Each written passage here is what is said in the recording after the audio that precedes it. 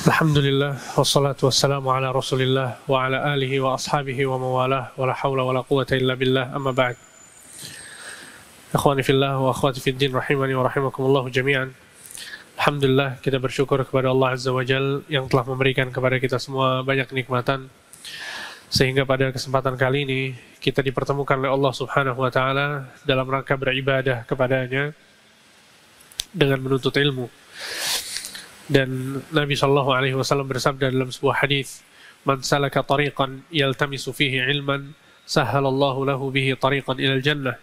Barang siapa yang meniti suatu jalan dalam rangka menuntut ilmu, maka Allah Subhanahu Wa Taala akan memudahkan jalannya menuju surga. Dan insyaallah pada kesempatan kali ini dan pertemuan-pertemuan yang berikutnya, kita akan membahas tentang silsilah kisah para nabi dan rasul. Insyaallah pada pertemuan kali ini kita akan memulai dengan kisah Nabi Adam alaihissalam, kemudian kita lanjut dengan kisah-kisah para nabi yang lain. Perlu diketahui bahwa di antara rukun iman yang harus tertancap di hati seorang mukmin adalah bahwa dia wajib untuk mengimani nabi-nabi dan rasul yang diutus oleh Allah Subhanahu wa Ta'ala kepada manusia. Ketika Jibril alaihi salam datang kepada Nabi Muhammad sallallahu alaihi wasallam dan bertanya tentang iman, maka Jibril bertanya, "Akhbirni 'anil iman." Kabarkan aku tentang iman. Maka Nabi sallallahu alaihi wasallam mengatakan, "An tu'mina billahi wa malaikatihi wa kutubihi wa rusulihi wal yaumil akhir wa bil qadari khairihi wa syarrih." Iman adalah ketika engkau beriman kepada Allah, malaikat-malaikatnya, kitab-kitabnya, rasul-rasulnya, hari akhir, dan kepada takdir yang baik dan buruk. Sehingga Nabi Shallallahu Alaihi Wasallam menjelaskan bahwa di antara rukun iman adalah iman kepada para nabi dan rasul. Sehingga seseorang tidak dikatakan dia adalah mukmin, tidak dikatakan dia adalah beriman sampai dia beriman kepada para nabi dan rasul. Sehingga disinilah kemudian pentingnya kita untuk membahas tentang kisah para nabi dan rasul. Bahkan dalam surat Al-Baqarah ayat 285, Allah Subhanahu wa Ta'ala berfirman, "Amanar rasulu bima unzila ilaihi min rabbih wal mu'minun kullun amana billahi wa malaikatihi wa kutubihi wa rusulih." Rasulullah sallallahu alaihi wasallam telah beriman terhadap apa yang diturunkan kepadanya dari Tuhannya, dan begitu juga orang-orang yang beriman, al-mu'minun, kullun, semuanya, amana billahi, beriman kepada Allah, wa malaikatihi, kepada malaikat-malaikatnya, wa kutubihi, kepada kitab-kitabnya, wa rusulih, dan kepada rasul-rasulnya. Ya, sehingga sangat banyak ayat-ayat Al-Quran yang menjelaskan tentang kewajiban seseorang untuk beriman kepada para rasul. Di banyak ayat. Kemudian dalam surat Al-Baqarah ayat 177 juga demikian. Allah Subhanahu wa Ta'ala berfirman, "Laisal birra an tuwallu wujuhakum qibala al-masyriqi wal maghrib, walakinnal birra man amana billahi wal yaumil akhir wal malaikati wal kitabi wan nabiyyin." Bukan sebuah kebaikan. Kebaikan itu bukan hanya an tuwallu wujuhakum qibala al-masyriqi wal maghrib. Apakah engkau menghadap ke timur atau menghadap ke barat? Walakinnal birra, akan tapi kebaikan yang sebenarnya adalah man amana billah, orang yang beriman kepada Allah, wal yaumil akhir, kemudian kepada hari akhir, wal malaikah, kepada malaikat-malaikat, wal kitab, kitab-kitab suci Allah yang diturunkan oleh Allah, wan nabiyyin, dan kepada para nabi. Ya, sehingga keimanan kepada para nabi dan rasul merupakan inti dari bagian keimanan seseorang. Ya, karena dia termasuk dari rukun iman yang keenam. Ya, sehingga sangat penting sekali bagi kita untuk mempelajari tentang kisah-kisah para nabi dan rasul yang disebutkan oleh Allah Subhanahu wa Ta'ala dalam Al-Quran dan Nabi Muhammad SAW dalam sunnahnya. Ya, dan yang dimaksudkan kisah, ya, ikhwan sekalian, bukan kisah-kisah yang biasa kita dapatkan, ya, dari buku-buku dongeng misalnya, cerita-cerita fiksi. Ya, bukan itu yang dimaksudkan dengan kisah para nabi dan rasul. Sehingga kisah para nabi dan rasul ini adalah sebuah keimanan. Ya, bagian dari ilmu yang sangat bermanfaat. Bukan cuma sekedar cerita-cerita biasa. Dalam surat Yusuf ayat 111, Allah Subhanahu wa taala mengatakan, laqad kana fi qasasihim ibratun liulil albab. Sesungguhnya pada kisah-kisah mereka, siapa maksudnya mereka? Para nabi dan rasul. Sesungguhnya pada kisah-kisah mereka terdapat pelajaran bagi orang-orang yang memiliki akal, kata Allah Subhanahu wa taala. Maka haditsan yuftara. Sesungguhnya Al-Qur'an itu bukan cerita yang dibuat-buat. Walakin tasdiqal ladzi baina yadayhi wa tafsila kulli syai'in wa hudan wa rahmatan liqaumin yu'minun. Akan tapi Al-Qur'an adalah kitab yang membenarkan kitab-kitab sebelumnya dan menjelaskan segala sesuatu dan sebagai petunjuk serta rahmat bagi orang-orang yang beriman. Ya, ini adalah hakikat dari kisah para nabi dan rasul, bahwa kisah-kisah mereka adalah pelajaran yang penting, ya, yang Allah Subhanahu wa taala bawakan di dalam Al-Qur'an. Bahkan dalam surat Al-A'raf ayat 176, Allah Subhanahu wa taala memerintahkan Rasulullah untuk memberitahukan tentang kisah para nabi dan rasul. Lihat, Allah memerintahkan Nabi Muhammad untuk menyampaikan kisah-kisah para nabi dan rasul. Kata Allah Subhanahu wa taala, faqsusil qasasa la'allahum yatafakkarun. Ceritakanlah kepada mereka kisah-kisah agar mereka berpikir. Ya, maka kisah adalah metode yang sangat penting dalam berdakwah. Kisah adalah metode yang sangat penting dalam berdakwah. Oleh karena itu para ulama mengatakan bahwa Al-Quran sekitar 1/3 dari seluruh Al-Quran isinya adalah kisah-kisah. Kisah tentang para nabi, kisah tentang para rasul, kisah tentang orang-orang soleh, kisah tentang orang-orang yang bermaksiat kepada Allah, yang kufur kepada Allah, yang membangkang kepada Allah. Sehingga kita dapatkan bahwa Al-Quran 1/3-nya itu berbicara tentang kisah-kisah. Maka ketika seseorang bisa mempelajari kisah-kisah Nabi dan Rasul yang bersumberkan dari Al-Quran dan Sunnah, maka dia akan memahami bagian yang besar dari Al-Quran. Ya. Dan para ulama, mereka menyebutkan manfaat dari mempelajari kisah para Nabi dan Rasul. Ya, di antaranya adalah, yang pertama,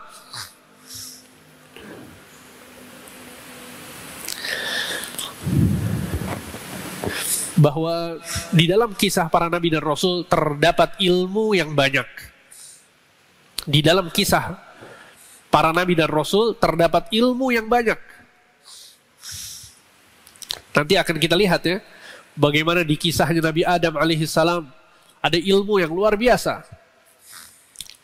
Ilmu bagaimana seorang itu bertaubat, ilmu tentang seperti apa Nabi Adam itu diciptakan, bahwa diciptakan dari tanah sehingga tidak ada bedanya antara orang Arab dan orang non-Arab.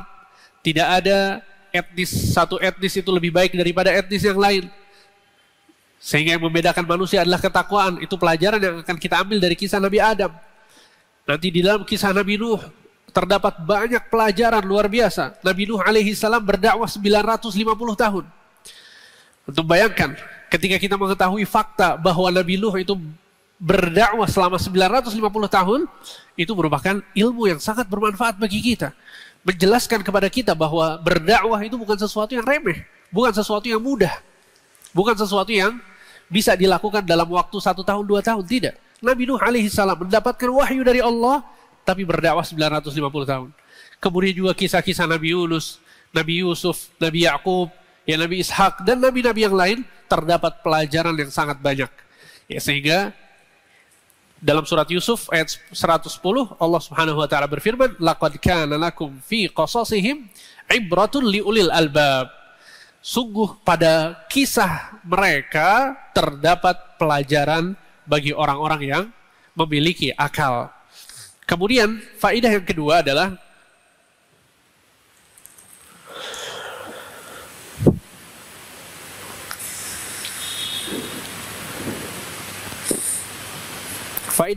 adalah menguatkan hati dan mengokohkan iman.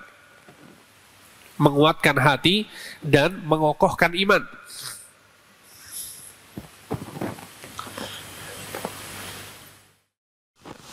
Ya, ketika disampaikan dengan cara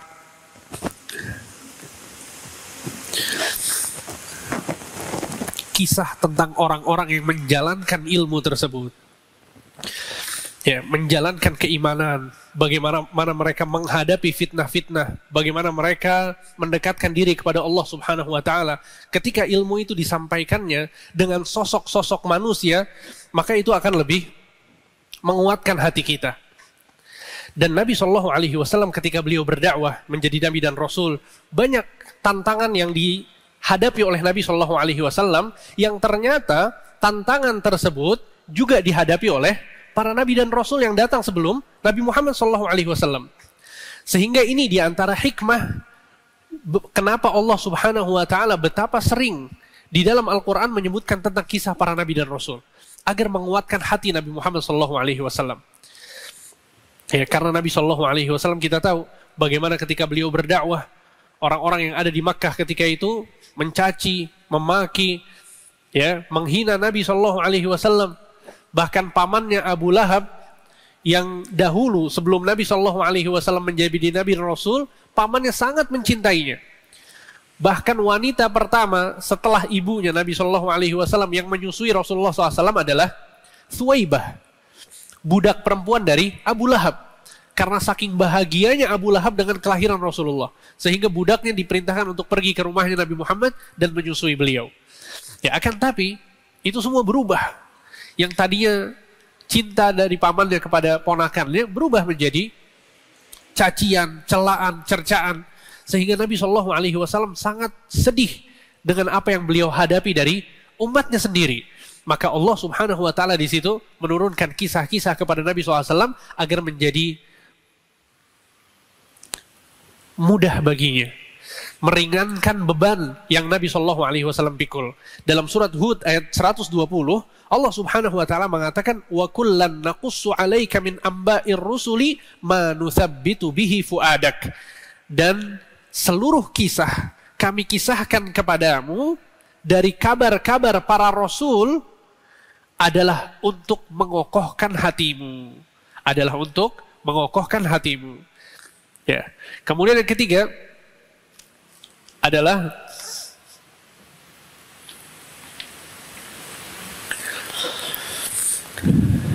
ma'rifatu asalibid dakwah. Ilmu tentang metode dakwah. Ya, kisah para nabi adalah ilmu tentang metode dakwah. Sehingga banyak di antara kita yang tidak bersabar dalam berdakwah.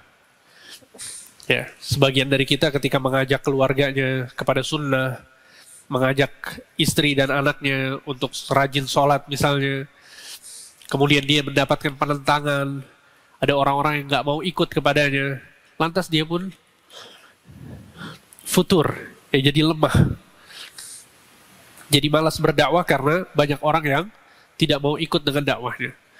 Maka hal-hal seperti ini, ya,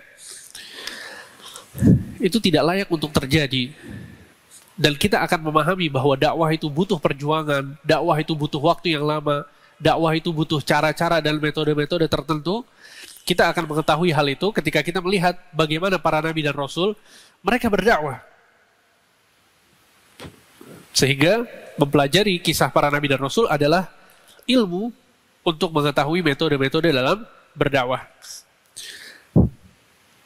Kemudian yang keempat adalah penjelasan bahwa kebenaran tentang kenabian Nabi Muhammad SAW. Nabi SAW adalah Nabi yang terakhir datang. Akan tapi beliau membawakan kisah-kisah dari orang-orang yang terdahulu yang terpaut ratusan bahkan ribuan tahun. Kisah Nabi Adam, Nabi Idris, Nuh, Nabi Saleh, Nabi Hud, Nabi Yaqub, Nabi Yusuf, itu semua dibawakan oleh siapa? Dibawakan oleh Nabi SAW. Sehingga ini menunjukkan kebenaran akan kenabian Rasulullah SAW. Dalam surat Al-Imran ayat 44, Allah Subhanahu wa taala berfirman, "Dzalika min amba'il ghaibi nuhihi ilaik وَمَا كُنْتَ لَدَيْهِمْ إِذْ يُلْقُونَ أَقْلَامَهُمْ أَيُّهُمْ يَكْفُلُ مَرْيَمْ وَمَا كُنْتَ لَدَيْهِمْ إِذْ يَخْتَصِمُونَ. Ketika Allah Subhanahu wa taala bercerita tentang kisah Nabi Zakaria dengan Maryam, Allah mengatakan sesungguhnya itu adalah kabar-kabar gaib yang kami wahyukan kepadamu. Yang kami wahyukan kepadamu. Wa ma kunta ladaihim idz yulquna aqlamahum ayyuhum yakfulu Maryam. Sesungguhnya engkau tidak ada di tempat orang-orang yang sedang mengundi siapa di antara mereka yang akan mengurus seorang Maryam. Wa ma kunta ladaihim idz yahtasimun. Dan sesungguhnya engkau tidak ada di situ ketika mereka berselisih tentang siapa yang seharusnya mengurus Maryam. Ya. Maka Nabi SAW bercerita kepada sahabat-sahabat tentang hal tersebut dalam kondisi Nabi SAW tidak melihatnya. Sehingga ini merupakan dalil yang sangat tegas yang menunjukkan bahwa Nabi SAW mendapatkan wahyu dari Allah dan bahwa kenabian dan kerasulan beliau itu benar dan hak Sallallahu Alaihi Wasallam. Taib. Kita akan masuk ke pembahasan pertama, yaitu kisah Nabi Adam alaihi salam. Kisah Nabi Adam, ya ikhwan, merupakan kisah Nabi yang banyak disebutkan oleh Allah Subhanahu wa taala dalam Al-Qur'an.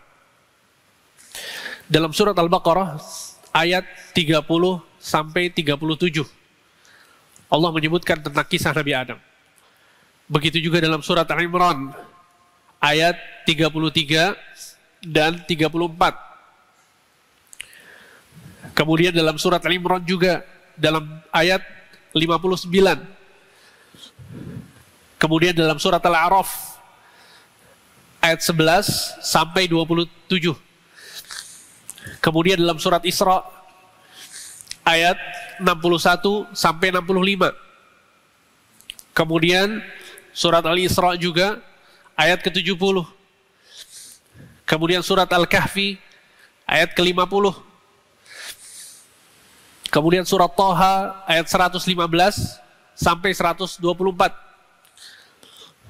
Kemudian dalam surat Shad ayat 71 sampai 85.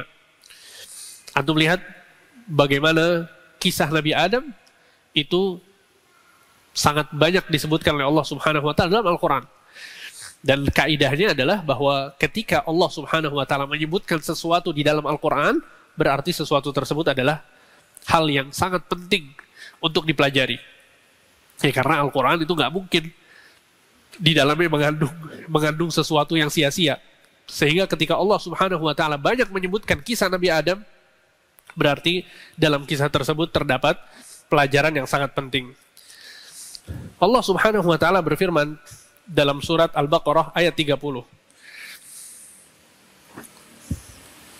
وَإِذْ قَالَ رَبُّكَ لِلْمَلَائِكَةِ إِنِّي جَاعِلٌ فِي الْأَرْضِ خَلِيفَةً. Allah Subhanahu wa taala mengatakan kepada malaikat-malaikat yang ada di sekitarnya, sesungguhnya aku akan menciptakan seorang khalifah. Arti dari khalifah adalah naw'an minal khalaf yakhlufu man kana qablahum min makhluqatih. Adalah makhluk yang menggantikan makhluk-makhluk yang lain, atau makhluk yang datang setelah makhluk-makhluk yang lain. Ya, karena kita tahu bahwa manusia itu bukan makhluk yang pertama diciptakan Allah Subhanahu wa taala. Sebelumnya ada malaikat, sebelumnya ada jin, ya, sebelumnya ada langit dan bumi. Sehingga maksudnya adalah bahwa manusia itu bukan makhluk yang pertama diciptakan. Jadi Allah Subhanahu wa taala ketika hendak menciptakan Nabi Adam, Allah mengatakan kepada para malaikatnya, sesungguhnya aku akan menciptakan khalifah, seorang makhluk yang akan tinggal di bumi. Dia akan menggantikan makhluk-makhluk yang sebelumnya tinggal di bumi. Qalu ataj'alu fiha man yufsidu fiha wa yasfiku ad-dima wa nahnu nusabbihu bihamdika wa nuqaddisu lak. Maka malaikat-malaikat ini mengatakan, apakah engkau akan menciptakan makhluk yang akan merusak ketika mereka berada di bumi? Sesungguhnya kami senantiasa bertasbih dan memujimu. Sehingga malaikat-malaikat bertanya kepada Allah Subhanahu wa taala. pertanyaan ini bukan pertanyaan untuk membangkang, bukan. Ya, sehingga malaikat-malaikat mereka betul-betul bertanya atas dasar ilmu yang mereka ketahui. Apa yang mereka ketahui, yang para malaikat ketahui adalah bahwa sebelum diciptakannya manusia, yang menjadi penduduk bumi adalah para jin. Dan makhluk-makhluk jin ini, mereka ketika di bumi mereka saling membunuh, mereka melakukan kerusakan-kerusakan, sehingga atas dasar apa yang mereka ketahui, mereka mengatakan kepada Allah, ya, mereka khawatir bahwa makhluk yang akan diciptakan oleh Allah Subhanahu wa taala ini sama dengan makhluk yang dahulu diciptakan oleh Allah Subhanahu wa taala. Ini tafsiran yang pertama yang disebutkan oleh para ulama. Ada juga yang mengatakan bahwa Allah Subhanahu wa taala memberitahukan kepada malaikat bahwa manusia akan melakukan kerusakan-kerusakan nanti ketika di bumi.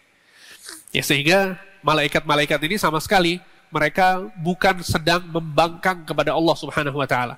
Karena malaikat adalah makhluk yang maksum, yang terjaga dari dosa dan kesalahan. Ya, la ya'sunallaha ma amarahum wa yaf'aluna ma yu'marun. Kata Allah Subhanahu wa taala tentang para malaikat, mereka adalah tidak orang makhluk-makhluk yang tidak pernah bermaksiat kepada Allah. Mereka senantiasa melaksanakan apa yang diperintahkan oleh Allah Subhanahu wa taala. Taib, sehingga kemudian Allah pun menjawab, mengatakan kepada mereka, qala inni a'lamu ma la ta'lamun. Sesungguhnya aku lebih mengetahui daripada apa yang kalian ketahui. Ini jawaban Allah Subhanahu wa taala. Memang di antara manusia ada yang akan merusak bumi. Mereka akan bermaksiat kepada Allah. Mereka melakukan berbagai macam kerusakan, saling membunuh dan lain sebagainya. Akan tapi Allah Subhanahu wa taala Maha mengetahui bahwa di antara mereka ada orang-orang soleh. Bahwa di antara mereka ada para nabi dan rasul. Di antara mereka ada orang-orang yang senantiasa beribadah kepada Allah Subhanahu wa taala, berbuat baik kepada sesama manusia. Sehingga Allah Subhanahu wa taala pun menciptakan Nabi Adam alaihi salam. Ya, Allah Subhanahu wa taala menciptakan Nabi Adam, ya ikhwan, pada hari Jumat. Dalam sebuah hadis yang sahih diriwayatkan oleh Imam Muslim bahwa Nabi SAW mengatakan, khairu yaumil tala'at alaihi syamsu yaumul jum'ah. Sesungguhnya hari terbaik untuk matahari terbit adalah hari Jumat. Fihi khuliqa Adam. Pada hari tersebut Allah menciptakan Adam. Wa fihi udkhilal jannah, dan pada hari tersebut Allah memasukkan Adam ke dalam surga. Wa fihi ukhrija minha, dan pada hari Jumat juga Allah Subhanahu wa taala mengeluarkan Adam dari surga. Ya. Adam alaihi salam, beliau adalah manusia pertama yang diciptakan oleh Allah Subhanahu wa taala dengan tanah. Tanah tersebut ya dicampurkan air, kemudian dibentuk, dibiarkan beberapa lama sampai akhirnya dia mengering. Ya. Setelah kering, baru kemudian Allah Subhanahu wa taala meniupkan ruh kepada makhluk tersebut, jadilah dia seseorang yang bernama Adam alaihissalam. Proses ini, ikhwan, disebutkan oleh Allah Subhanahu wa taala dalam Al-Qur'an. Di antaranya adalah dalam surat Al-Imran ayat 59. Allah Subhanahu wa taala berfirman, "Inna masala Isa 'indallah kamatsali Adam. Khalaqahu min turab." Sesungguhnya permisalan Nabi Isa itu seperti Nabi Adam. Khalaqahu min turab. Allah Subhanahu wa taala menciptakannya dengan tanah. Ya. Kemudian dalam surat Al-Hajj Allah Subhanahu wa taala berfirman, surat Al-Hajj ayat 5, "Ya ayyuhan nasu in kuntum fi raibin minal ba'tsi fa inna khalaqnakum min turab." Wahai manusia, jika kalian ragu dengan hari kebangkitan, maka sesungguhnya kami telah menciptakan kalian dari tanah. Jadi ini adalah asal-usul manusia atau Nabi Adam alaihissalam, beliau diciptakan dari tanah. Kemudian tanah ini dicampur dengan air sehingga menjadi tanah yang lengket. Ya, dalam surat As-Saffat ayat 11, Allah Subhanahu wa taala berfirman, "Inna khalaqnahum min tinin lazib." Sesungguhnya kami menciptakan mereka, maksudnya manusia, dari tanah liat yang lengket. Ya, karena tanah tersebut dicampur dengan air. Ya, sampai kemudian dibiarkan, ya, kemudian tanah itu menjadi tanah yang berubah warnanya menjadi hitam dan mengeluarkan bau. Dan ini tipikal dari tanah, ya, ketika dicampurkan air dan menjadi tanah liat kemudian dibiarkan, maka dia akan keluar bau. Dalam surat Al-Hijr ayat 26, Allah Subhanahu wa taala berfirman, "Walaqad khalaqnal insana min salsalin min hama'im masnun." Ya, sungguh kami telah ciptakan manusia dari tanah liat yang menjadi hitam dan mengeluarkan bau. Itu yang disebut dengan hama'un masnun. Hama'un masnun adalah, ya, tanah liat yang sudah dibiarkan kemudian dia mengeluarkan bau. Sampai akhirnya tanah liat tersebut kering seperti tembikar. Antum tahu tembikar, ya? Biasanya kendi yang dibuat dari tanah liat itu dia menjadi berbentuk, ya, setelah proses dicampur tanah tersebut dengan air sampai akhirnya ujung-ujungnya jadi kendi seperti tembikar. Nah, seperti itu jasad Nabi Adam alaihissalam sebelum ditiupkan ruh. Ya. Dalam surat Ar-Rahman ayat 14, Allah Subhanahu wa taala berfirman, "Khalaqal insana min salsalin kal fakhar." Allah Subhanahu wa taala menciptakan manusia dari tanah liat seperti tembikar. Seperti tembikar. Baru kemudian Allah Subhanahu wa taala meniupkan ruh kepadanya. Allah Subhanahu wa taala meniupkan ruh kepadanya dan Allah menjadikan makhluk ini menjadi bisa bergerak, melihat, berbicara, dan seperti manusia pada umumnya. Ya, dalam surat Al-Insan, Allah Subhanahu wa taala berfirman, "Inna khalaqnal insana min nutfatin amsyajin nabtalihi faja'alnahu sami'an basira." Sesungguhnya kami menciptakan manusia min nutfatin amsyajin, dari air yang lengket, maksudnya air mani. Ini maksudnya keturunannya Nabi Adam alaihissalam. Faja'alnahu sami'an basira. Kemudian kami menjadikan mereka melihat dan mendengar. Ya, sehingga Nabi Adam alaihissalam diciptakan dari tanah, kemudian anak-anak keturunannya diciptakan dari air yang lengket atau air mani, sebagaimana penjelasan Allah Subhanahu wa taala. Ya. Dan Nabi Adam alaihissalam, ya ikhwan, ketika diciptakan dari tanah yang digunakan oleh Allah Subhanahu wa taala itu dengan tanah-tanah yang bermacam-macam. Ya, dengan tanah yang bermacam-macam. Oleh karena itu, keturunannya Nabi Adam itu macam-macam. Ada yang baik, ada yang buruk, ada yang lembut, ada yang kasar, ya, ada orang Sunda, ada orang Jawa, ada orang Medan, macam-macam.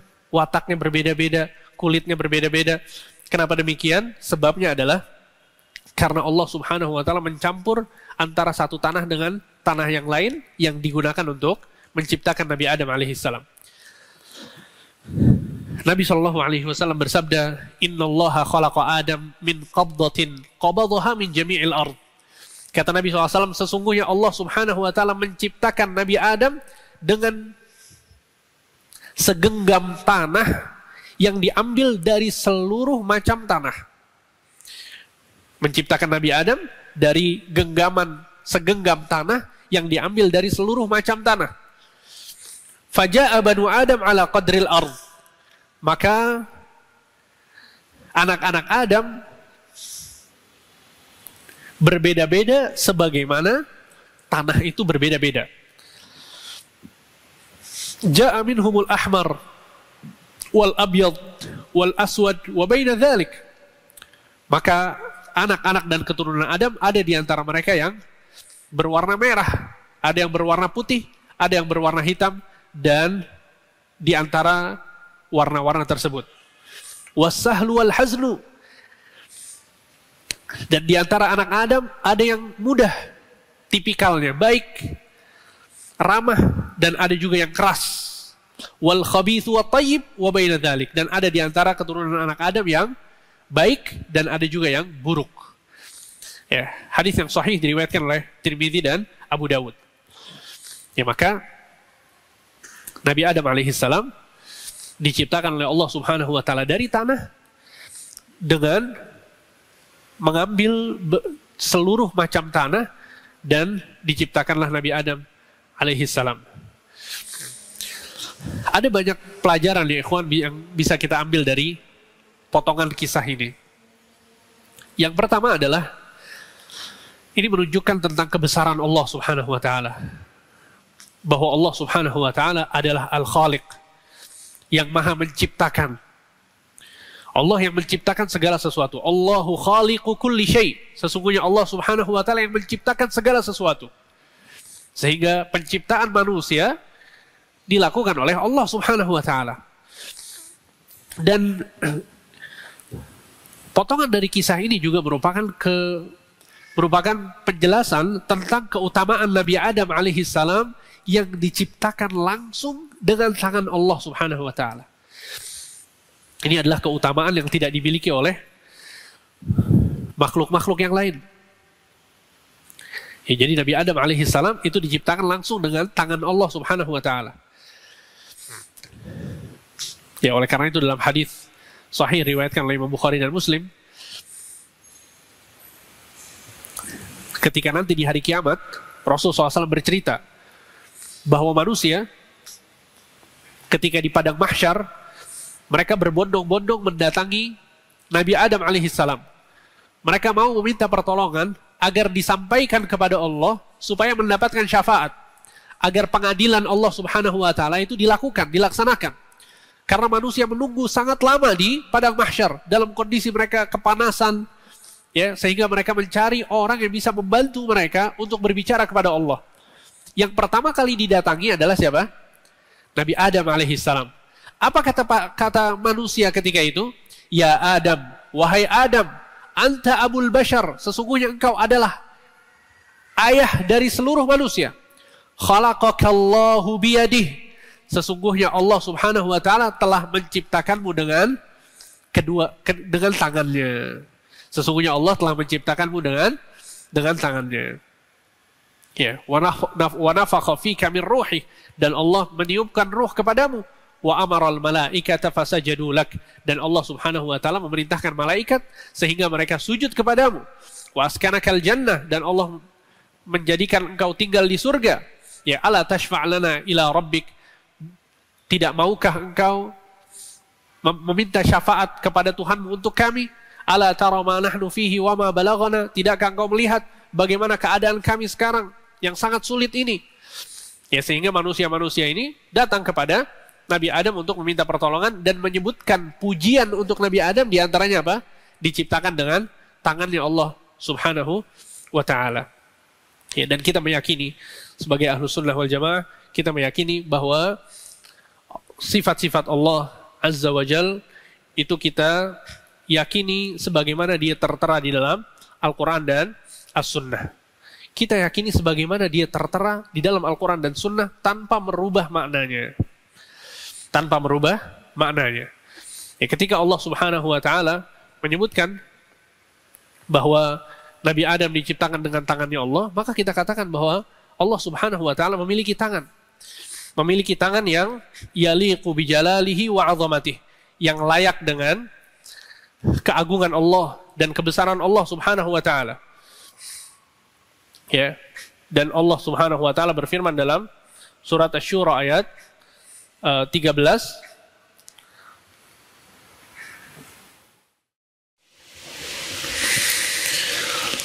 laisa kamitslihi syai' wa huwas samiul basir. Sesungguhnya Allah Subhanahu wa taala tidak menyerupai apapun, dan Allah Subhanahu wa taala Maha melihat lagi Maha mendengar. Ini adalah kaidah yang sangat penting yang harus kita pahami ketika kita mendengar ayat-ayat Al-Qur'an tentang sifat Allah atau hadis-hadis Nabi Shallallahu Alaihi Wasallam tentang sifat Allah. Ya, di sini secara tegas Nabi Shallallahu Alaihi Wasallam mengatakan bahwa Nabi Adam diciptakan oleh Allah Subhanahu Wa Taala dengan tangannya Allah. Maka kita yakini dengan mudah bahwa Allah memiliki tangan, akan tapi tangannya tidak sama dengan tangan makhluknya. Faham antum ya? Sekarang manusia memiliki tangan atau tidak? Manusia memiliki tangan. Kera memiliki tangan atau tidak? Memiliki tangan. Apakah sama antara tangan manusia dengan tangan kera? Jawabannya adalah berbeda. Kenapa kita bisa meyakini dengan mudah bahwa tangan manusia dengan tangan kera itu berbeda, tapi kita sulit untuk meyakini bahwa tangan manusia dengan tangan Allah itu berbeda? Seharusnya lebih mudah. Kalau antara makhluk dengan makhluk saja berbeda, apalagi antara makhluk dengan Tuhan. Nggak mungkin sama. Ya, nggak mungkin sama. Sehingga memang di dalam Al-Quran dan di dalam As-Sunnah, terkadang ada sifat-sifat yang penamaannya itu sama dengan sifat-sifat Allah Subhanahu wa Ta'ala. Sekali lagi, penamaannya itu sama, lafaznya itu sama, akan tapi makna dan hakikatnya berbeda. Di dalam ayat yang tadi kita sebutkan bahwa laisa kamitslihi syai' wa huwas samiul basir. Sesungguhnya Allah itu tidak serupa dengan apapun dan dia adalah as-sami' al-basir. Apa artinya as-sami' al-basir? As-sami' apa? Maha mendengar. Al-basir, maha melihat. Taib, siapa yang maha mendengar dan maha melihat di sini? Allah Subhanahu wa Ta'ala. Kemudian dalam surat Al-Insan, ketika Allah Subhanahu wa Ta'ala bercerita tentang manusia, kata Allah, "Inna khalaqnal insan." Sesungguhnya kami menciptakan manusia min nutfatin amsyajin, dari air yang lengket. Maksudnya dari air mani. Nabtalih, kami berikan mereka ujian. Faja'alnahu, kemudian kami ciptakan mereka sami'an basira. Siapa yang sami'an basira dalam ayat ini? Hah? Allah atau manusia? Manusia. Konteksnya Allah lagi berbicara tentang manusia. Manusia itu diciptakan dari air mani, kemudian Allah ciptakan dia sami'an basira. Dia melihat dan dia mendengar. Antum lihat tadi dalam surat Syura, As-Sami'ul Basir siapa? Allah. Tapi Sami' Basir di sini siapa? Manusia. Apakah berarti Al-Quran itu menyamakan antara Allah dan makhluk? Jawabannya tidak. Sehingga dalam segi lafaznya itu bisa jadi sama. Faham ya? Sama halnya dengan tangan. Al-yad. Al-yad itu artinya tangan. Tangan ini disifati kepada Allah, disifati juga kepada manusia. Sebagaimana kita meyakini bahwa As-Sami' Al-Basir itu milik Allah dan milik manusia, tapi hakikatnya berbeda, maka kita yakini juga bahwa al-yad atau tangan disifati kepada Allah dan disifati kepada manusia, tapi hakikatnya berbeda. Dan terapkan kaidah ini dalam seluruh sifat-sifat Allah, maka kita akan mudah untuk menerima Al-Quran dan Sunnah. Dalam seluruh sifat-sifat Allah, Allah Subhanahu wa Ta'ala diantara namanya adalah Al-Ali. Apa arti Al-Ali? Yang maha tinggi. Subhana Rabbiyal A'la. Apa artinya? Maha suci Allah yang maha tinggi. Sebagian orang mau mengatakan Allah maha tinggi bingung. Waduh, jangan. Kalau kita bilang Allah maha tinggi, Allah di atas, nanti berarti Allah butuh tempat. Berarti di sebelah kanan, sebelah kiri, di bawahnya Allah tuh apa? Di atasnya Allah berarti ada sesuatu. Ya akhi, antum sekarang lagi berpikir tentang makhluk. Berpikir tentang manusia. Ketika anak katakan kepada antum ini di atas kubah ini, ya, di atas kubah ini ada si fulan. Apa yang antum pikirkan? Antum berpikir ini si fulan gimana naiknya? Dia di atas seperti apa? Ya, apa ada tempat dia duduk di sana atau berdiri? Antum pikirkan kenapa? Karena antum berpikir tentang makhluk. Antum tahu hakikatnya seperti apa. Kita tahu bahwa manusia punya dua kaki, dia nggak bisa terbang, ya, dia nggak bisa loncat, harus ada alat yang kemudian sebagai wasilah dia pergi ke atas. Antum berpikir karena antum tahu tentang hakikat manusia. Tapi ketika kita meyakini tentang Allah Subhanahu wa Ta'ala, bahwa Allah di atas, kita nggak tahu hakikat Allah itu seperti apa. Sehingga kita tidak dituntut untuk berpikir apalagi menyamakan antara Allah dengan manusia. Ya, jadi maksudnya adalah bahwa ketika kita mendengar ayat-ayat sifat atau hadis-hadis sifat, disandarkan sifat tersebut kepada Allah Subhanahu wa Ta'ala, maka kita yakini sebagaimana dia tertera, sambil meyakini bahwa tidak sama seperti sifat manusia. Seperti itu. Ya, sehingga ini adalah keutamaan dari Nabi Adam alaihissalam, bahwa dia diciptakan oleh Allah Subhanahu wa Ta'ala dengan tangan Allah Subhanahu wa Ta'ala. Ya, dan pelajaran yang berikutnya dari potongan kisah ini adalah bahwa seluruh manusia itu hakikatnya sama. Seluruh manusia itu sama di mata Allah Subhanahu wa Ta'ala. Nggak ada satu etnis tertentu yang lebih baik daripada etnis lain. Nggak ada satu suku tertentu yang lebih baik daripada suku yang lain. Nggak ada. Di mata Allah Subhanahu wa Ta'ala semuanya sama rata. Yang membedakan hanyalah ketakwaan seseorang, kesolehan seseorang, ilmu yang dia miliki dan dia amalkan. Itu yang berbeda. Tapi hakikat dari seluruh manusia itu sama. Ya, sehingga Nabi Shallallahu Alaihi Wasallam mengatakan ketika beliau membuka kota Mekkah, Nabi menaklukkan kota Mekkah dengan 10.000 pasukannya, masuk ke kota Mekkah. Kemudian Nabi Shallallahu Alaihi Wasallam mengumpulkan seluruh penduduk kota Mekkah dan Nabi Shallallahu Alaihi Wasallam berkhutbah. Di antara khutbah yang Nabi Shallallahu Alaihi Wasallam sampaikan adalah ya ayuhan nas. Untuk perhatikan khutbah Nabi Shallallahu Alaihi Wasallam untuk pertama kalinya di Mekkah. Setelah Nabi SAW diusir dari Mekkah, tinggal di Madinah, sekarang Nabi merebut kembali kota Mekkah, dan di hadapan Nabi SAW adalah orang-orang kufar jahiliyah. Orang-orang Quraisy yang memiliki kebiasaan-kebiasaan jahiliyah. Kata Nabi SAW, ya ayuhan nas, wahai manusia, innallaha qad azhaba ankum ubbiyatal jahiliyah, wa ta'azumaha bi'abaiha. Wahai manusia, sesungguhnya Allah Subhanahu wa Ta'ala telah menghapuskan kebiasaan-kebiasaan jahiliyah dan kesombongan mereka dengan menyebutkan kebaikan orang tua mereka. Subhanallah. Yang pertama kali dihapuskan sama Nabi SAW apa? Kesombongan orang-orang jahiliyah. Karena mereka suka berbangga-bangga dengan nenek moyang mereka. Ya. Dan sayangnya hal itu masih dilakukan oleh sebagian kaum muslimin. Bahkan Nabi Muhammad SAW dalam sebuah hadis mengatakan arba'un fi ummati bil amril jahiliyah. Ada 4 perkara yang dilakukan oleh umatku, yang 4 perkara ini adalah kebiasaan orang-orang jahiliyah. Al-fakhru bil ahsab, wa ta'nu bil ansab, wal istisqa'u bin nujum, wa niyahatu 'alal mayyit. Yang pertama adalah membangga-banggakan nasab. Membangga-banggakan nasab, kemudian mencela nasab orang lain. Lihat, ini yang masih dilakukan oleh umat ini, padahal dia adalah perkara jahiliyah. Kemudian yang ketiga, minta hujan dari bintang-bintang, dan an-niyahatul 'alal mayyit, meratapi orang yang sudah wafat. Maksudnya menangis dengan berlebih-lebihan. Sehingga ya Nabi Shallallahu Alaihi Wasallam mengatakan kepada orang-orang Quraisy ketika membuka kota Mekkah, sesungguhnya Allah telah menghapuskan kebiasaan-kebiasaan jahiliyah dan kesombongan mereka dengan menyebutkan kebaikan nenek moyang mereka. Fannasu rajulan. Kemudian Nabi mengatakan sesungguhnya manusia itu hanya ada 2. Manusia hanya ada 2. Barrun taqiyun karimun 'ala Allah. Orang yang baik, bertakwa, dan memiliki kemuliaan di sisi Allah. Ini orang yang pertama. Wa fajirun syaqiyun hayyinun 'ala Allah. Seseorang yang suka berdosa, hina di hadapan Allah. Ya, cuma 2. Wan nasu banu Adam. Manusia seluruhnya adalah anak-anak keturunan Adam. Wa khalaqallahu Adama min turab. Dan sesungguhnya Allah menciptakan Adam dari tanah. Sehingga sama semuanya. Dihapuskan oleh Nabi SAW kebiasaan jahiliyah tersebut.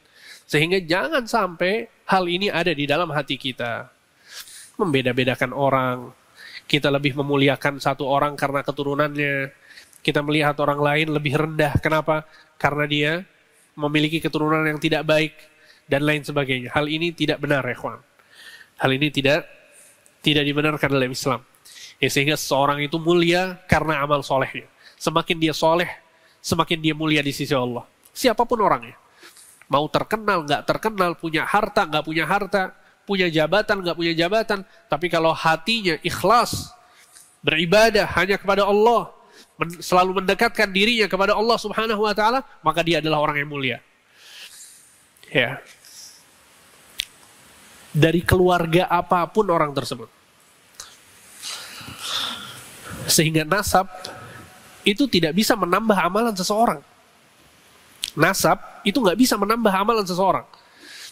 Ini yang harus difahami oleh kita semua.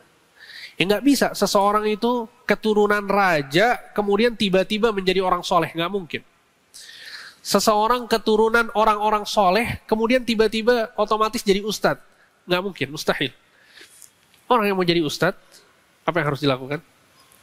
Belajar ya. Ustadz bukan tujuan ya. Nggak penting untuk jadi ustadz atau tidak, yang penting jadi orang yang bertakwa. Sehingga maksudnya adalah banyak orang-orang, sebagian orang salah paham tentang hal ini. Bahwa nasab itu bisa menambah ketakwaan. Nasab bisa menambah amalan. Sama sekali. Dalam sebuah hadis yang sahih, diriwayatkan oleh Imam Muslim, Nabi SAW mengatakan, Man batta'a bihi amaluh, lam yusri' bihi nasabuh. Orang yang amalannya itu lambat, maka nggak bisa dipercepat dengan nasab. Nggak bisa dipercepat dengan nasab. Maksudnya kalau amalannya buruk, ya sudah. Walaupun nasabnya baik. Makanya Nabi SAW mengatakan kepada Fatimah, Ya Fatimah binti Muhammad, wahai Fatimah anaknya Muhammad, salini min mali ma syi'ti, mintalah harta dariku sesukamu. Ya. Nabi SAW adalah ayahnya Fatimah. Walakin la ugni anki minallahi syai'a, akan tapi aku tidak bisa membelamu di hadapan Allah nanti. Subhanallah. Padahal anaknya Nabi SAW langsung kata Nabi, aku tidak bisa membelamu di hari kiamat nanti. Ya, sehingga maksudnya adalah bahwa manusia di mata Allah seluruhnya sama. Taib. Dan ini juga sekaligus bantahan ya untuk orang-orang yang meyakini tentang teori evolusi. Yang meyakini bahwa manusia itu tercipta karena perkembangan atau evolusi dari kera. Manusia itu berevolusi dari kera. Maka ini nggak benar ya, secara tegas. Hadis-hadis yang tadi kita sebutkan, ayat-ayat yang Allah Subhanahu wa Ta'ala sebutkan tentang proses penciptaan Nabi Adam, itu semua menjelaskan bahwa Nabi Adam diciptakan dari tanah dan bukan karena dia berevolusi dari kera. Ya. Taib. Kemudian ya ikhwan,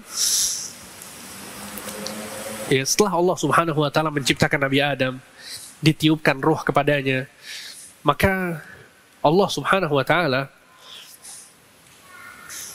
ya menciptakan, mengambil dari tulang rusuk Nabi Adam, kemudian diciptakanlah seorang wanita yang dinamakan dengan Hawa.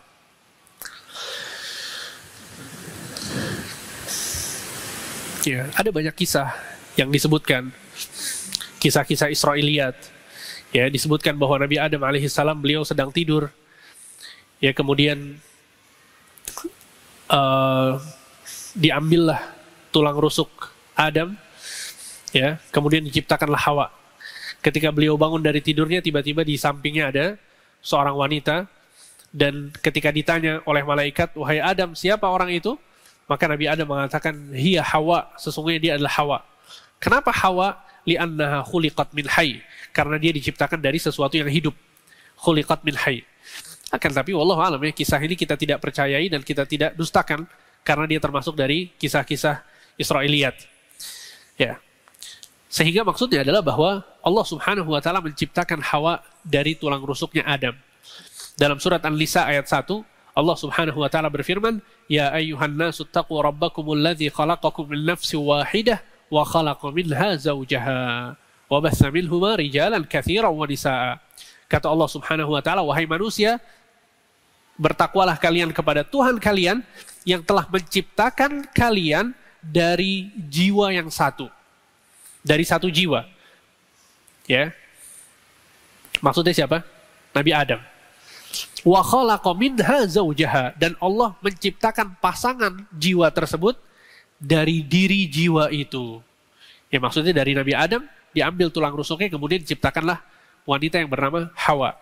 Wa bassa minhuma rijalan katsiran wa nisaa. Kemudian Allah Subhanahu wa Ta'ala ya menjadikan kedua pasangan tersebut memiliki anak keturunan yang sangat banyak dari kalangan laki-laki dan perempuan. Ya, jadi ini adalah penciptaan manusia. Makanya Nabi SAW mengatakan dalam sebuah hadis, Istausu bin nisa'i khairan. Berbuat baiklah kalian kepada wanita. Wanita di sini konteksnya umum. Baik dia istri kita, anak kita yang perempuan, kakak adik kita yang perempuan, atau orang tua kita, ibu kita. Ya, istausu bin nisa'i khairan, berbuat baiklah kepada wanita. Fa innal mar'ata khuliqat min dhila'. Sesungguhnya wanita itu diciptakan dari tulang rusuk. Sesungguhnya wanita itu diciptakan dari tulang rusuk. Wa inna a'waja ma fid dhila'i a'lah, dan sesungguhnya bagian dari tulang rusuk yang paling bengkok adalah bagian yang paling atas. Adalah bagian yang paling atas. Fa in dhahabta tuqimuhu kasartah wa in taraktahu lam yazal a'waj. Kalau engkau berusaha untuk meluruskannya, maka dia akan patah. Dan jika engkau biarkan bengkok, maka dia akan selalu bengkok dan tidak lurus. Bayangkan, ini adalah tipikal perempuan yang dijelaskan oleh Nabi Shallallahu Alaihi Wasallam bahwa dia tipikalnya bengkok, sering melakukan kesalahan, kecerobohan, ya, melakukan kesalahan kepada suaminya. Taib. Dan Nabi mengatakan bahwa kalau diluruskan bengkok, kalau diluruskan patah, kalau dibiarkan tetap bengkok. Berarti apa yang harus dilakukan? Bingung antum ya? Dikerasin salah, dilembutin malah ngelunjak ya. Apa yang harus dilakukan? Kata Nabi SAW, fastausu bin nisa'i khairan. Berbuat baiklah, berwasiatlah dengan kebaikan kepada mereka. Subhanallah. Artinya adalah bahwa kalau antum mau punya istri benar, tegas, selalu berkata baik, nggak bisa nikah sama perempuan berarti. Nikahnya sama siapa? Sama laki-laki, na'udzubillah min dzalik ya. Maksudnya itu tipikal perempuan seperti itu. Dan kewajiban laki-laki adalah selalu mewasiatkan kebaikan, selalu nasihati terus, luruskan terus kesalahannya, dan jangan pernah berharap bahwa dia nggak punya kesalahan. Jangan pernah berharap, karena memang nggak ada. Dan Nabi SAW dalam hadis ini, konteksnya sedang menyebutkan suatu masalah. Kemudian Nabi mengatakan bahwa kalau diluruskan dia patah, kalau dibiarkan dia tetap bengkok. Seakan-akan nggak ada solusi yang pasti untuk menjadikan wanita itu betul-betul lurus. Dan memang demikian. Ya maksudnya tipikal perempuan adalah melakukan kesalahan. Ya sehingga jangan sampai kemudian seorang suami itu terlalu kasar sama istrinya, atau jahat sama istrinya berdasarkan kesalahan-kesalahan yang timbul dari istrinya. Ya seorang harus menimbang, ya harus dilihat kesalahannya seperti apa. Kalau kesalahannya adalah kesalahan-kesalahan yang wajar, kesalahan-kesalahan yang biasa, maka seharusnya itu tidak menjadi suami itu benci kepada istrinya. Bahkan dalam sebuah hadis Nabi Shallallahu Alaihi Wasallam mengatakan la yafraq mu'minun mu'minah. Jangan sampai seorang suami itu membenci istrinya. In kariha minha khuluqan radhiya minha al-akhar. Jika dia tidak menyukai satu perangai dari istrinya, maka yakinlah bahwa di situ ada perangai yang lain yang dia mencintainya. Ya sehingga ini adalah nasihat dari Nabi Shallallahu Alaihi Wasallam tentang tipikal manusia, tentang tipikal wanita. Ya bahkan dalam sebuah, dan ini sekaligus nasihat buat para wanita, ya nasihat untuk para wanita. Bahkan Nabi Shallallahu Alaihi Wasallam pernah melewati kumpulan perempuan, kemudian Nabi Shallallahu Alaihi Wasallam mengatakan tasaddaqna ya ma'syaron nisa, tasaddaqna wahai para wanita, bersedekahlah kalian. Fa illi ra'aitukunna aktsara ahlin nar, sesungguhnya aku melihat kalian orang-orang yang paling banyak yang ada di neraka. Subhanallah. Sehingga ini nasihat Nabi SAW untuk para sahabiyat dan untuk kaum muslimat di zaman sekarang. Kemudian kata Nabi, yakfurna, sesungguhnya kalian ya ini suka berbuat kufur. Maka ditanyakan kepada Nabi, ayakfurna billah, apakah mereka kufur kepada Allah? Kemudian kata Nabi SAW, yakfurnal ashir, mereka kufur kepada suami-suami mereka. Wa yakfurnal ihsan, mereka tidak mengakui kebaikan-kebaikan suaminya yang diberikan kepadanya. Lau ahsanta ila ihdahunna dahra, thumma ra'at minka syai'an, qalat ma ra'aitu minka khairan qat. Sesungguhnya banyak di antara wanita, kata Nabi SAW, ketika suaminya berbuat baik, menafkahinya, memberi hal-hal yang disukainya, kemudian sekali saja si suami ini melakukan kesalahan, perempuan ini mengatakan, ma ra'aitu minka khairan qad, aku tidak pernah melihat kebaikan satu pun dari dirimu. Subhanallah ya. Jadi kufurnya bukan kufur kepada Allah, akan tapi kufurnya adalah kufur nikmat. Tidak mengakui kenikmatan yang didapatkan oleh orang lain. Ya, maka ini merupakan pelajaran ya bagi para wanita. Taib. Ya, sehingga ini adalah penciptaan Nabi Adam dan Nabi Hawa Hawa. Sehingga Syekhul Islam Ibnu Taimiyah mengatakan bahwa Allah Subhanahu wa taala menciptakan manusia dengan 4 cara. Tanpa laki-laki dan tanpa perempuan. Siapa? Tanpa laki-laki dan tanpa perempuan, tanpa ibu dan tanpa ayah. Maksudnya Nabi Adam. Kemudian tanpa perempuan, hanya dengan laki-laki. Siapa? Hawa. Tanpa laki-laki, hanya dengan perempuan. Siapa? Nabi Isa alaihissalam. Dan dengan laki-laki dan dengan perempuan, ibu dan ayah, yaitu seluruh manusia yang lain. Ya. Kemudian ya ikhwan, Nabi Adam alaihissalam diajarkan oleh Allah Subhanahu wa taala tentang sebuah ilmu. Yang ilmu ini tidak diajarkan oleh makhluk-makhluk yang lain. Kata Allah Subhanahu wa taala, wa 'allama Adama al-asma'a kullaha thumma 'aradahum 'ala al-malaikah faqala anbi'uni bi asma'i haula'i in kuntum shadiqin. Kemudian Allah Subhanahu wa taala mengajarkan Adam seluruh nama-nama yang ada. Yang disebutkan dalam tafsir Ibnu Katsir, maksud dari nama-nama di sini adalah nama-nama segala hal. Ya. Segala hal. Summa 'aradahum 'alal malaikah.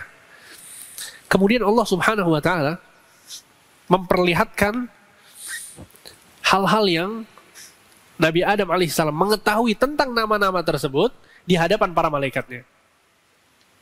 Maka Allah mengatakan, faqala ambi'uni bi asma'i haula in kuntum shadiqin. Beritahukan kepadaku tentang nama-nama benda ini. Qalu subhanaka la ilma lana illa ma 'allamtana innaka antal alimul hakim.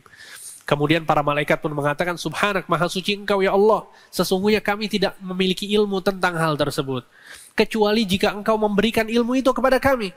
Sesungguhnya engkau maha mengetahui lagi, maha bijaksana. Kemudian Allah mengatakan kepada Nabi Adam, qala ya Adam, ambihum bi asma'ihim, kabarkan malaikat-malaikat itu tentang nama-nama benda tersebut. Falamma amba'ahum bi asma'ihim, ketika dikabarkan oleh Nabi Adam nama-nama benda tersebut, qala alam aqul lakum illi a'lamu ghaibas samawati wal ard wa a'lamu ma tubduna wa ma kuntum taktumun. Allah mengatakan kepada para malaikatnya, bukankah aku sudah memberitahukan kepada kalian, sesungguhnya aku maha mengetahui tentang yang gaib di langit dan di bumi, dan aku maha mengetahui tentang apa yang kalian perlihatkan dan apa yang kalian sembunyikan. Ya, di sini Allah Subhanahu wa taala memberikan keutamaan kepada Nabi Adam berupa apa? Berupa ilmu. Disinilah kemudian tolak ukur Allah Subhanahu wa taala menginginkan kebaikan kepada seseorang. Dari mulai Nabi Adam, orang yang paling pertama, sampai hari kiamat kelak. Orang yang mulia adalah orang yang diberikan ilmu oleh Allah Subhanahu wa taala. Tentunya ilmu yang bermanfaat, yang membuahkan rasa takut kepada Allah, ketakwaan kepada Allah, keikhlasan kepada Allah Subhanahu wa taala. Sehingga dalam sebuah hadis yang sahih dari riwayatkan Imam Bukhari, bahwa Nabi SAW mengatakan, "Man yuridillahu bihi khairan yufaqihu fiddin." Orang yang diinginkan kebaikan oleh Allah, Allah akan jadikan orang tersebut mengerti tentang agama. Lihat, dalam hadis ini Nabi SAW menjelaskan bahwa tolak ukur Allah menginginkan kebaikan kepada seseorang itu ketika Allah memberikan ilmu kepadanya. Ya. Allah tidak akan memberikan harta kepada seseorang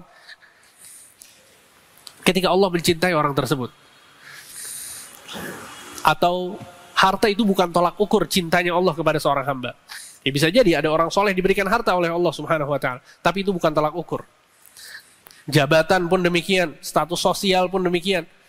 Yang jadi jaminan cintanya Allah Subhanahu wa taala adalah ketika seorang memiliki ilmu yang bermanfaat. Sehingga Ibnu Hajar Al-Asqalani dalam kitabnya Fathul Bari, beliau mengatakan, mafhumul mukhalafah min hadzal hadis, bisa difahami dari hadis ini anna man lam yuridillahu bi khairan sarafahu 'anil fiqhi fid din. Bahwa orang yang tidak diinginkan kebaikan oleh Allah, Allah akan jauhkan orang tersebut dari ilmu agama. Ya, na'udzubillah min dzalik. Nah, di sini Nabi Adam alaihissalam diajarkan oleh Allah Subhanahu wa taala tentang ilmu, nama-nama benda, kemudian malaikat-malaikat tidak tahu tentang nama-nama tersebut. Maka kemudian Allah memerintahkan para malaikat untuk sujud kepada Nabi Adam. Allah mengatakan wa idz qulna lil malaikati isjudu li Adam fasajadu. Dan ingatlah ketika kami mengatakan kepada para malaikat, sujudlah kalian kepada Adam, maka mereka semua sujud kepada Adam. Sujud yang dimaksud dalam ayat ini, atau sujudnya para malaikat kepada Nabi Adam alaihissalam adalah sujud penghormatan, bukan sujud ibadah. Sujud penghormatan dan bukan sujud ibadah. Ya, adapun sujud ibadah, maka itu dilarang dan hanya boleh dilakukan untuk Allah Subhanahu wa taala. Dan kemudian, ya itu jawaban yang pertama. Kemudian penjelasan yang kedua adalah bahwa sujud, ya, pada syariat nabi-nabi sebelum Nabi Muhammad SAW itu terbagi menjadi dua. Ada sujud penghormatan, ada sujud ibadah. Sujud penghormatan itu dilakukan kepada orang-orang yang mulia. Orang-orang yang mulia. Sebagaimana kisah Nabi Yusuf alaihissalam. Nanti akan kita sebutkan. Ketika saudara-saudaranya sujud kepadanya. Maka itu sujud apa? Sujud penghormatan. Ya, bukan sujud ibadah. Ini adalah syariat sebelum syariatnya Nabi Muhammad. Adapun pada syariat Nabi Muhammad SAW, maka tidak ada lagi sujud penghormatan. Seluruh sujud hanya boleh dilakukan untuk Allah Subhanahu wa taala.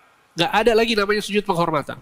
Sujud penghormatan itu di syariat nabi-nabi sebelum Rasulullah SAW. Oleh karena itu dalam sebuah hadis Nabi SAW mengatakan, "Lau kuntu amiran ahadan an yasjuda li ahadin la amartul mar'ata an tasjuda li zawjiha." Kalau seandainya aku dibolehkan untuk memerintahkan seseorang sujud kepada orang lain, maka aku akan memerintahkan wanita sujud kepada suaminya. Ya, berarti sujud itu nggak boleh sama sekali, walaupun dalam rangka menghormati. Ya, maka seluruh malaikat sujud, kata Allah Subhanahu wa taala, illa iblis, kecuali iblis. Aba wastakbara wa kana minal kafirin. Dia tidak mau sujud dan dia sombong, dan dia termasuk orang-orang yang atau makhluk yang kafir. Di sini, ikhwan,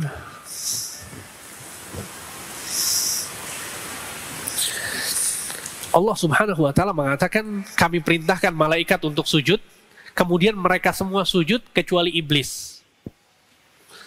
Apakah iblis bagian dari malaikat? Para ulama menjelaskan bahwa iblis itu dari kalangan jin, bukan dari kalangan malaikat. Iblis itu dari kalangan jin, bukan dari kalangan malaikat. Dalam surat Al-Kahfi ayat 50, Allah berfirman, "Wa idz qulna lil malaikati isjudu li Adam fasajadu illa iblis kana minal jinni fafasaqa an amri rabbih." Dan ingatlah ketika kami mengatakan kepada malaikat, sujudlah kalian kepada Adam, maka mereka semua sujud kecuali iblis. Kana minal jinni, sesungguhnya dia termasuk dari golongan jin. Kenapa kemudian iblis berada di antara malaikat? Para ulama tafsir menyebutkan bahwa iblis, dia memiliki kedudukan yang tinggi di sisi Allah.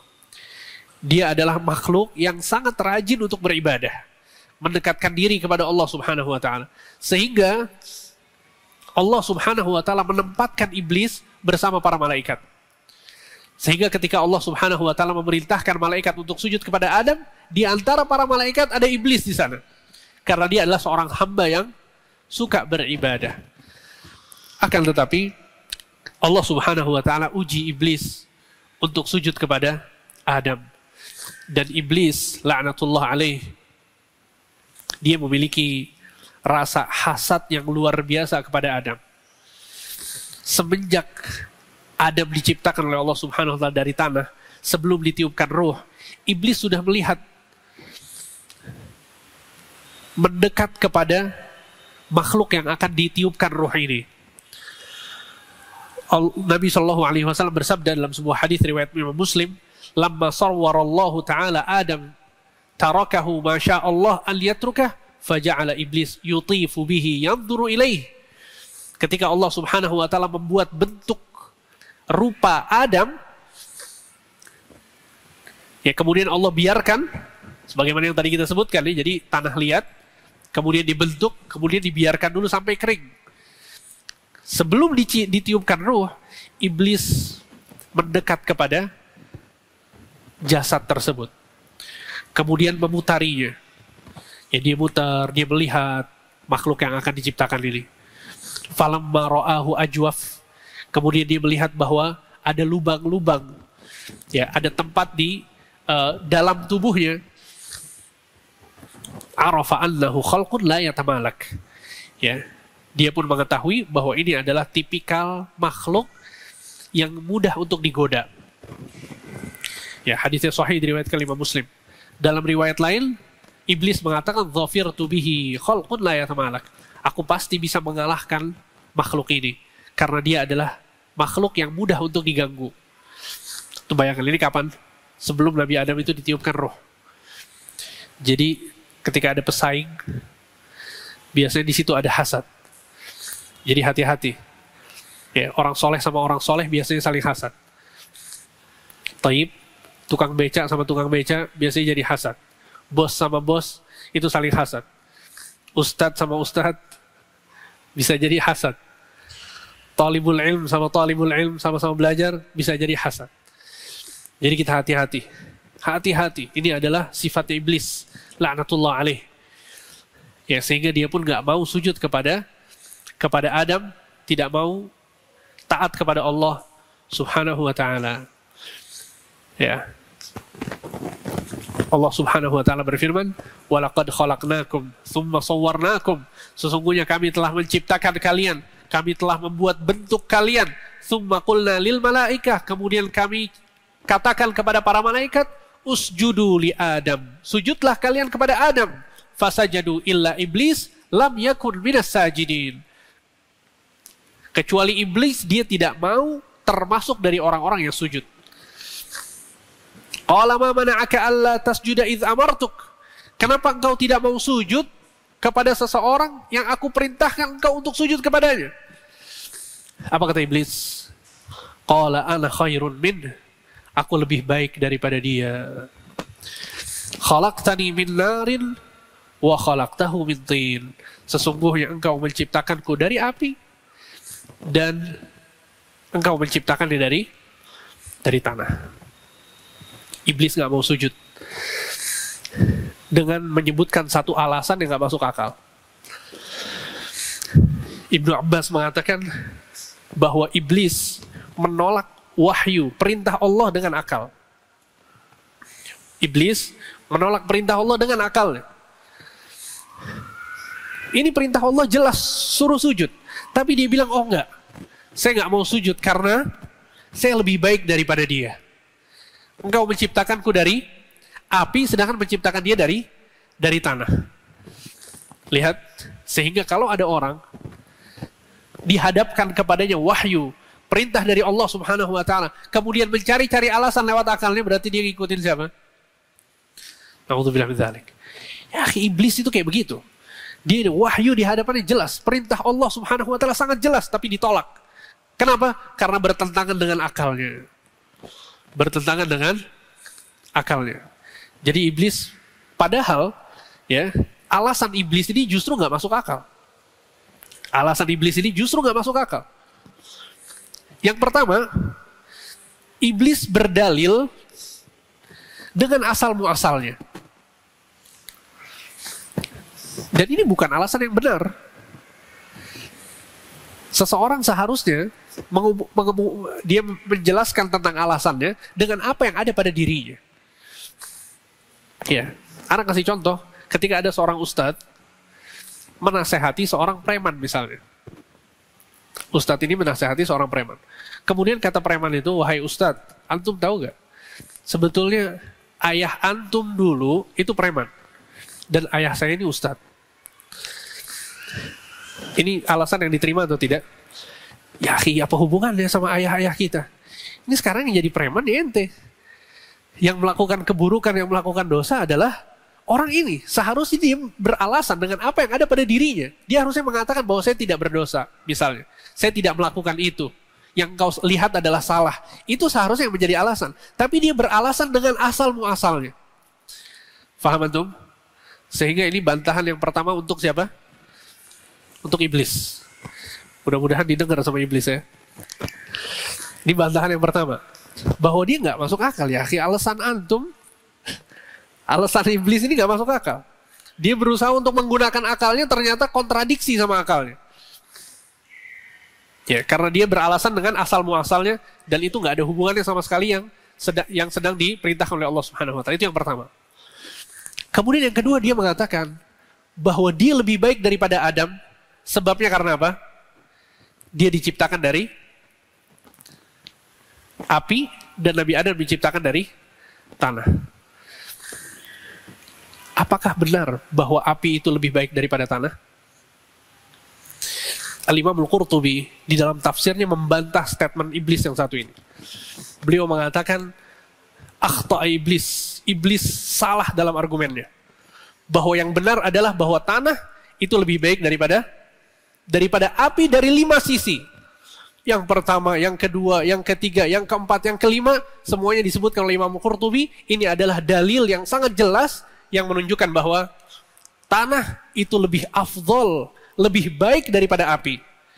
Ya, sehingga alasan yang dikemukakan oleh iblis adalah alasan yang salah, alasan yang batil. Insya Allah 5 hal tersebut yang disebutkan oleh Imam Qurtubi kita akan sebutkan pada pertemuan yang akan datang. Ya, semoga apa yang disampaikan bermanfaat. Wassallallahu ala nabiyina Muhammad wa ala alihi wa sahbihi ajma'in.